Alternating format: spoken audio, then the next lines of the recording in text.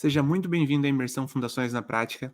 Para quem não me conhece, sou o engenheiro Carlos Narlock, especialista em fundações, atualmente sócio de 3 empresas da área, a Batisolo Fundações, a Fundata Engenharia e a Estacas União. E de início eu queria fazer um trato com vocês. A minha parte vai ser entregar para vocês um passo a passo completo, né? Desde entender como é que funciona a sondagem, interpretar um laudo de sondagem, definir o tipo da fundação, calcular essa fundação, escolher o método semi-empírico que vai utilizar, ver a profundidade das estacas, ver a representação gráfica disso, o que é entregue para o cliente e acompanhar uma execução.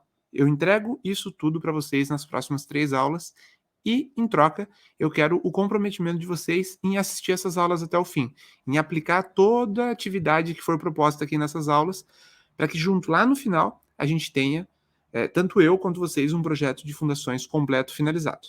E aí eu sei que vai ter gente perguntando: "Tá, Carlos, mas qual que é o teu conhecimento para poder garantir isso pra gente, né, garantir que tu vai conseguir explicar pra gente como é que se faz um projeto de fundações, do zero?". Porque ao longo de 10 anos de formado, eu tenho responsabilidade técnica em mais de 900.000 metros de fundações profundas. Obras de todo tipo e tamanho, desde residências de pequeno porte, prédios de 2, 3, 4 pavimentos, até obras de grande destaque no cenário nacional, como ampliação do Aeroporto Internacional de Florianópolis, Aeroporto de Curitiba, ampliações de fábrica como WEG, Nestlé, Brasil Foods, General Motors. E agora que vocês já me conhecem um pouco, já estão mais tranquilos em realmente saber que estão aprendendo com alguém que domina fundações, que sabe do que está falando, que pratica isso, né, no dia a dia. Nos meus últimos 15 anos, fundações é o meu dia a dia. Eu queria compartilhar um pouco com vocês de como é que surgiu, né, a imersão Fundações na Prática e por que eu comecei a compartilhar conteúdo nas redes sociais.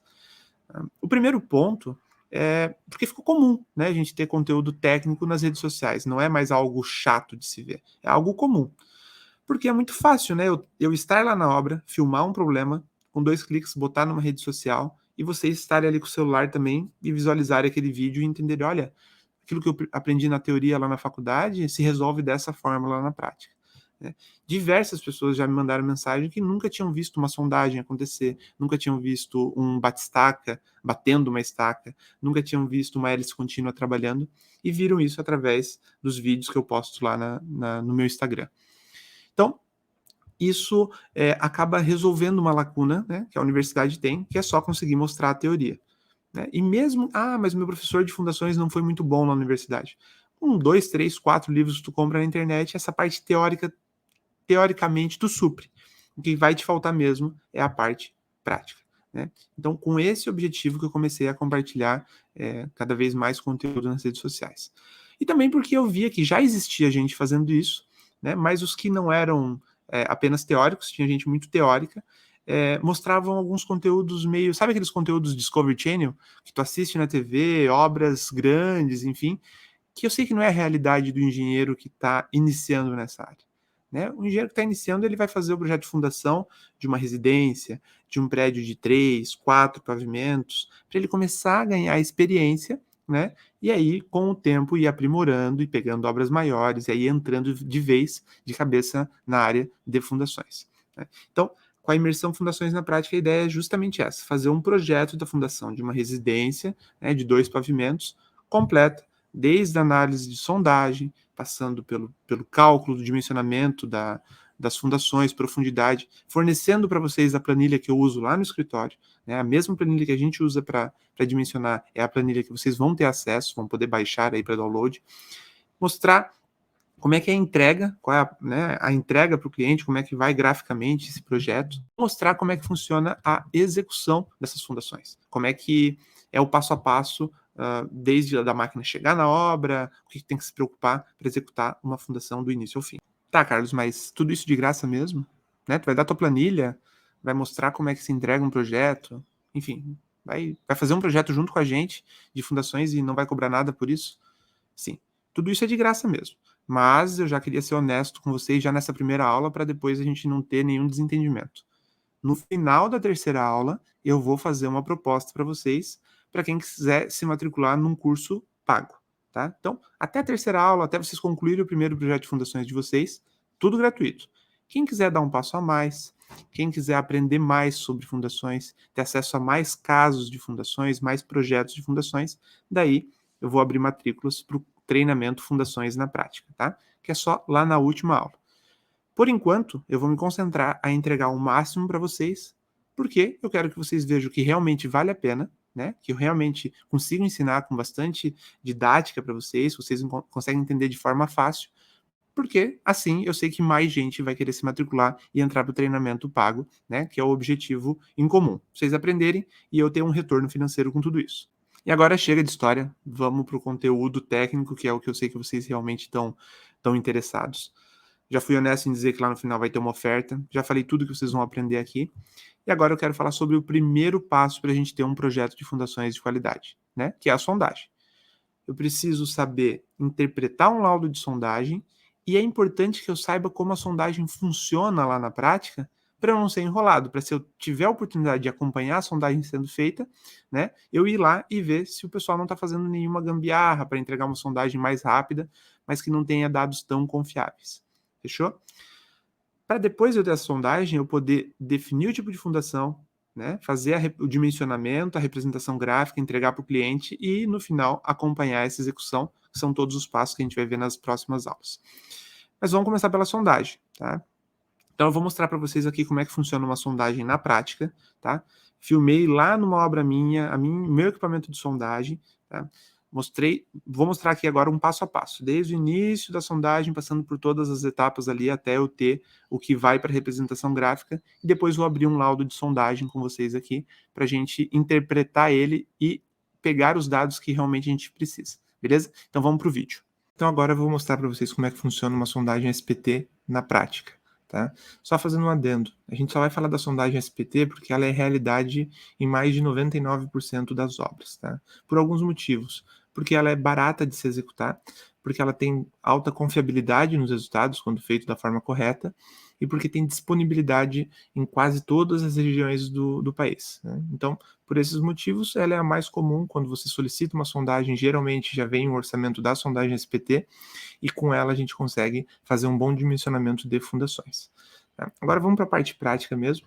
Esse esquema aqui vai mostrar para a gente mais ou menos como é que funciona a sondagem para a gente entender depois com o vídeo da máquina lá em campo como é que ela é feita. Tá? Basicamente, a gente consegue obter 3 parâmetros de uma sondagem. Um é a resistência do solo a cada metro, tá? Outro é o tipo do solo a cada metro. E, por último, o nível da água que a gente está tendo ali naquele perfil que está sendo sondado, tá? Naquele terreno que está sendo sondado. E como é que a gente faz isso? Tá vendo aqui que tem um amostrador?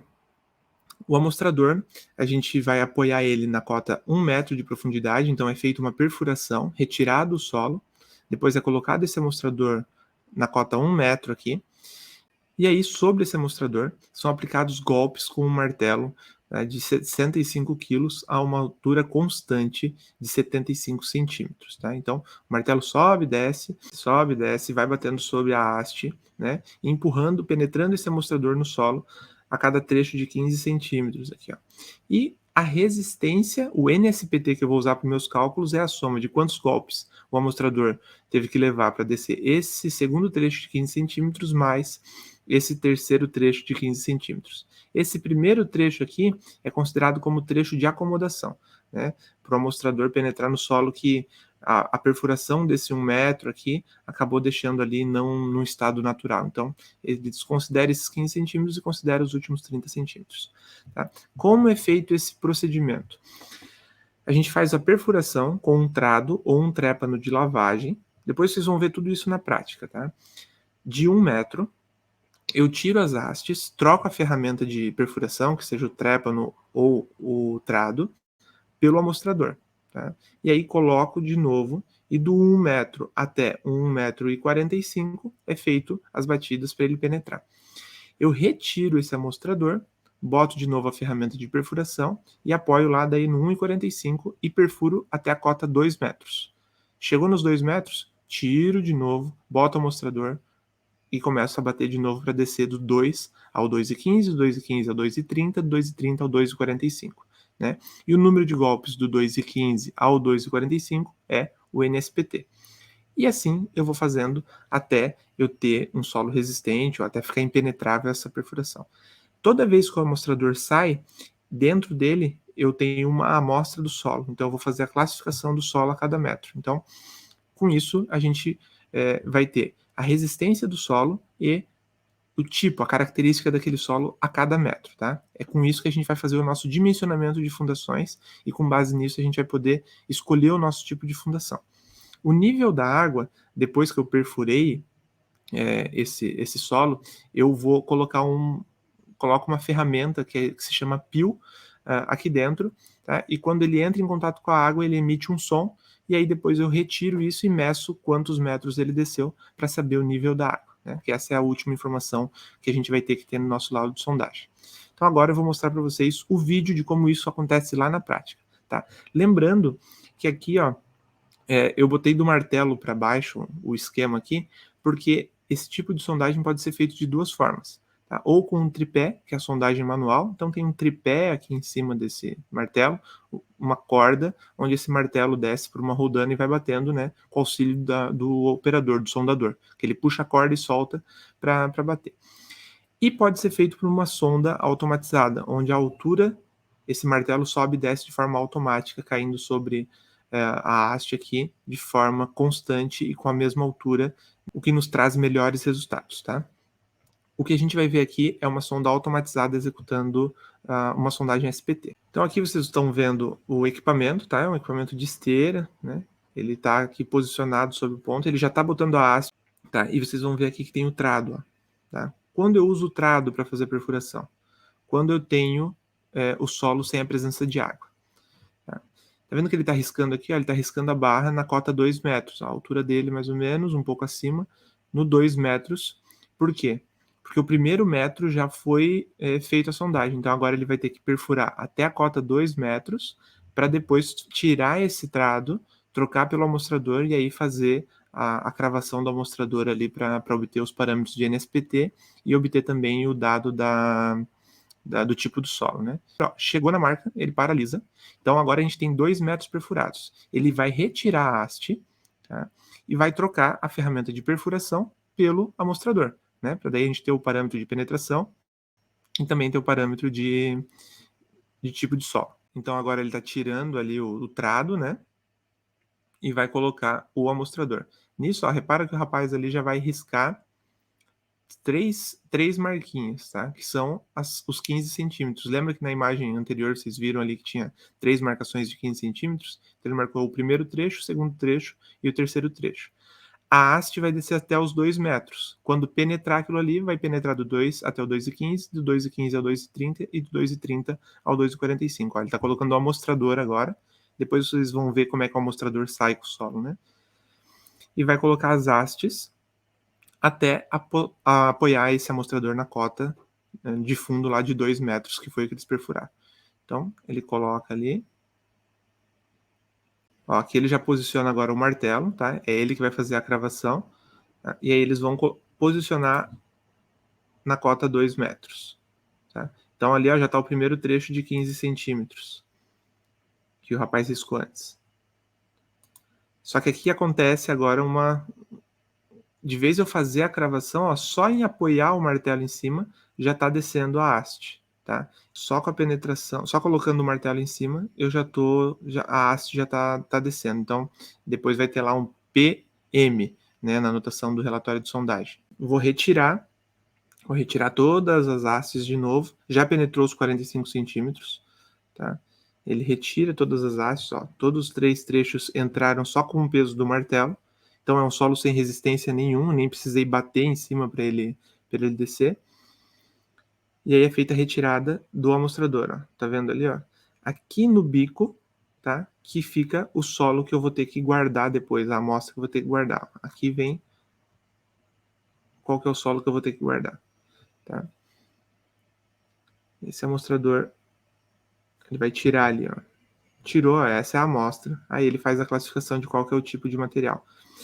Tá vendo que aqui agora a amostra já está molhada, ó, então ela já tem presença de água. Quando já tem presença de água, a gente faz a troca da ferramenta. De vez usar o trado ali que vocês viram para para fazer a perfuração, a gente vai usar o trépano de lavagem, tá? E para isso, bota o revestimento, tubo de revestimento, tá? Para quando eu fizer a lavagem, esse trépano de lavagem é com circulação da água, eu não estragar o início desse furo, né? Eu não ter um fechamento do fuste ali. Então, eu acabo botando esse revestimento para ele fazer toda a circulação da água de forma correta, tá? Então, até a cota 2 metros, eles vão botar o revestimento, para daí a gente começar a fazer a perfuração não só com o trado, mas fazer com a lavagem também. Tá? Então está posicionando o revestimento, ó, agora a gente bota os tambores ali para fazer essa circulação da água. Tá? Então vai entrar basicamente a água pelo centro da haste, eu vou fazendo a perfuração, lá na ponta da haste, lá durante a perfuração, vai sair água que vai auxiliar nessa perfuração, com o auxílio da bomba aqui. Então a água sai.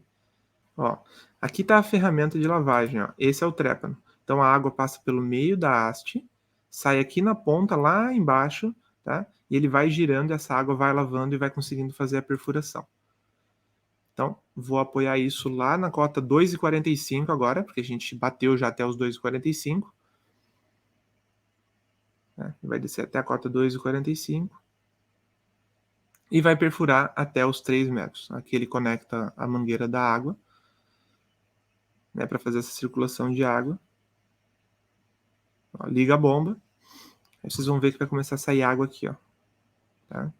Ali no tubo vai começar a sair água. Então essa água bate lá no fundo, passa no trépano e começa a sair ali, ó. A gente já vê a circulação da água acontecendo. E aí ele faz a perfuração. Ó, perfura até os 3 metros agora. Então ele perfurou do 2,45 até os 3 metros. Ele vai perfurando. Chegou na marca 3 metros, agora eles vão retirar as hastes, tá? Tira a água, tira todas as hastes e vai trocar a ferramenta de perfuração, que agora é trépano, porque a gente tem nível da água, pelo amostrador para fazer a batida dos 3, né, até os 3,45. Então, tirou o trépano ali, ó, e na ponta da haste ele vai botar novamente o amostrador. Então, ele pega o amostrador, coloca, faz o encaixe das hastes e vai apoiar agora lá na cota 3 metros e bater do 3 ao 3,15, do 3,15 ao 3,30 e do 3,30 ao 3,45. Então ele foi até a marca de novo de 3 metros. Ele vai fazer a marcação ali de 15 em 15 centímetros.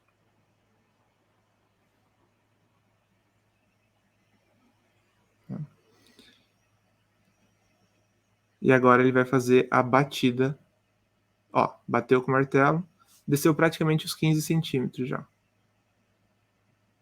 Desceu um pouco mais. Então agora ele vai marcar para dois golpes, desceu, sei lá, 21 centímetros, né? Não é sempre os dois. Agora ele já vai para o segundo trecho, que não tem como garantir que vai descer 15 centímetros exato, né?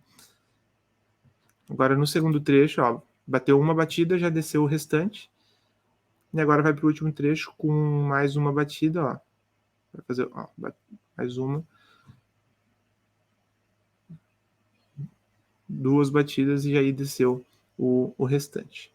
E com isso, a gente conclui a sondagem. Qual é o próximo passo? Ele vai retirar essas hastes, vai tirar o amostrador e vai ver que tipo de solo que tem ali de novo. Tá? E aí, é dessa forma que a gente fecha o ciclo de sondagem. A gente vai fazendo isso até ter uma certa resistência no solo, até chegar no padrão de impenetrável. Eu vou disponibilizar para vocês também uma tabela de como é que é a anotação quando desce mais que 15 centímetros, quando desce só com o peso da haste, quando desce só com o peso do martelo. Às vezes só de apoiar a haste ele já desce. Então vai ter uma tabela disponível para vocês, tá? De como é que isso como é que é a denominação disso num relatório, tá? Gente, qual que é a importância de ver tudo isso aqui? A importância de entender que a sondagem não é um processo simples, que ela demora. Não tem como alguém começar uma sondagem às 8 horas da manhã, tá? E ao final do dia ter, sei lá, 30 metros, 40 metros de sondagem executada. Geralmente uma boa média é 20 metros, tá? Pode ser até menos do que isso, em casos excepcionais mais do que isso. Mas quando vocês tiverem mais de 20 metros sondados no mesmo dia, desconfie, porque olha o trabalho que é. Coloca a haste, bate amostrador, tira amostrador, bota a ferramenta de perfuração, perfura, tira, enfim. Tudo isso leva tempo, tá? E agora a gente estava numa cota inicial, 2 metros, 3 metros. Agora imagina quando isso está a 15 metros de profundidade, tu tem que ficar tirando 15 metros de haste, desrosqueando, enfim, dá um trabalho danado, demora. Então sempre desconfiem de uma sondagem que foi feita de forma muito rápida, tá? Então, agora vamos ver como é que isso fica no relatório, tá? Como é que é o relatório de sondagem, como é que ele é apresentado para a gente e quais dados que a gente tem que extrair dele para fazer o dimensionamento das fundações. Então, acabei de mostrar para vocês como é que a sondagem é feita lá em campo, né? Fui lá na minha obra, na minha máquina, mostrei os meus operadores ali fazendo essa sondagem. Claro que com o equipamento de sondagem automatizada. Sei que vai ter gente que vai falar assim, Carlos, mas eu já vi só com aquele tripé lá, e aí o resultado é igual. O procedimento com as hastes e a cravação do amostrador é igual, tá? É um martelo batendo sobre a haste e cravando o amostrador, só que a perfuração ele é feita de forma manual, então o operador gira a haste para perfurar, e a queda do martelo também é feita de forma manual, né? Ou com guincho ou o operador puxando e soltando o martelo.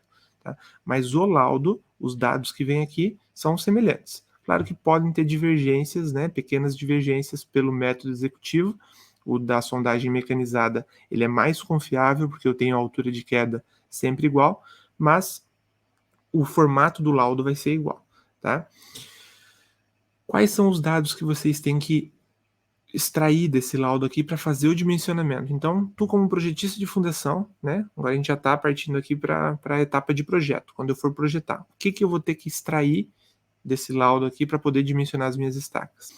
Não se apegue a essas nomenclaturas, amostrador bipartido, interno, essas medidas, isso aqui é tudo de norma, né? Tudo que a norma pede de procedimento. São 3 coisas que vocês têm que observar aqui no laudo que vão ser importantes para vocês lá na execução do projeto de fundações.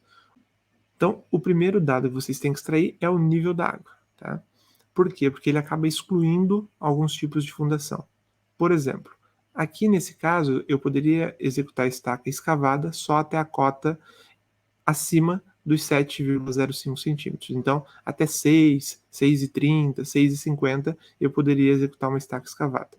Só que aí, se eu for ver, eu não tenho uma resistência muito boa. Quando eu botar isso aqui lá nos métodos semi-empíricos, eu não vou ter resistência suficiente para essas estacas, então é um tipo de estaca que acaba sendo descartado.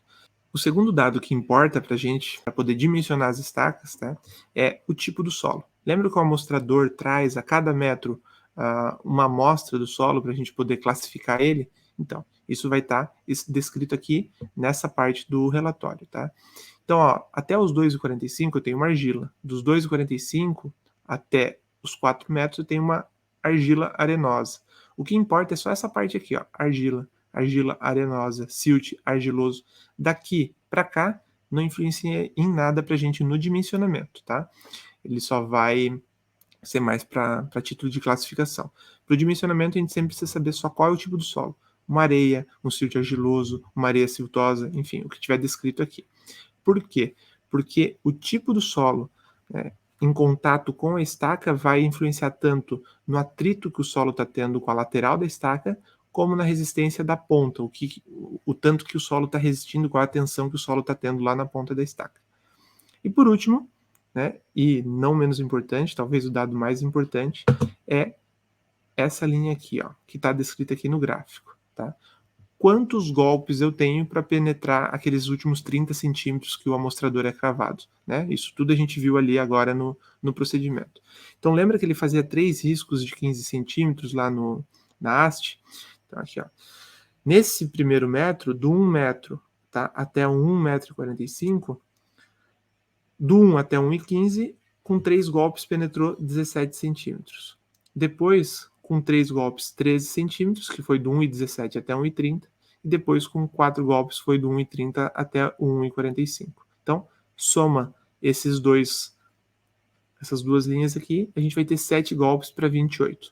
O padrão, tá, é o número de golpes para 30 centímetros, mas como não tem uma exatidão, a gente não tem como garantir que vai parar exatamente em cima da marca, né, então é representado aqui 7 sobre 28. Então, 7 golpes para descer os últimos 28 centímetros.